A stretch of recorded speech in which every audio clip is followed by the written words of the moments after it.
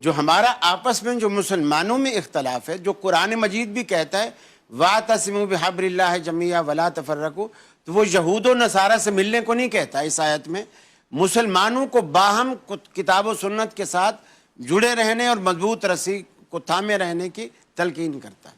اور قرآن نے خود اس کا حل بتایا، ہم ایک دوسرے کے پیچھے نماز بھی پڑھ سکتے ہیں۔ کب؟ جب ہم سب کی نماز کا طریقہ ایک ہوگا۔ ہم ایک دوسرے کی قیادت بھی تسلیم کریں گے، کب؟ جب ہمارا قائد ایک ہوگا۔ اب وہ اگر میں کہوں کہ جی ہمارے عالم کو، ہمارے فلاں بزرگ کو بڑا بنا لو اور اس کے فتوے پہ عمل شروع کر دو، ظاہر بات ہے ہو سکتا ہے میں راضی ہو جاؤں اور کوئی بھی راضی نہیں ہوگا۔ اور اگر یہ اپنے کسی بڑے بزرگ کا نام لے لیں، ہو سکتا ہے یہ راضی ہو جائیں اور ہم سب راضی نہ ہوں، اسی طرح دوسرے، اسی طرح تیسرے، یہ پنڈی والی سرکار کا نام لے لیں اور ہم راضی نہ ہوں، یہ راضی ہوں۔ لیکن اب ایسی کوئی ہستی آپ کو چننی پڑے گی جس ہستی پر بریلوی، دیوبندی، شیعہ، اہل حدیث جو بھی کلمہ پڑھنے والا شخص ہے اس ہستی کی بات کو رد نہ کر سکے، اور وہ ہستی پوری کائنات میں سوائے محمد الرسول اللہ صلی اللہ علیہ وسلم کے دوسری کوئی ہستی نہیں۔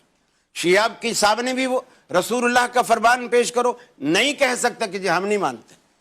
یہ مسلمان کے ایمان کا تقاضا ہی نہیں ہے کہ وہ یہ کہے میں اس ہستی کو رسول تو مانتا ہوں لیکن اس کی بات ماننے کو تیار نہیں، پھر وہ گویا اس کے اندر ایمان ہی نہیں ہے۔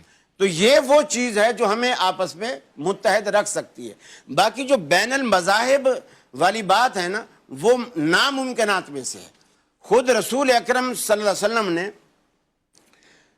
اپنے صحابہ کو، امت کو سبق دی، من تشبہ بقوم فہو منہ، کہ جو کسی بھی قوم کی مشابہت کرے گا وہ انہی میں سے ہوگا۔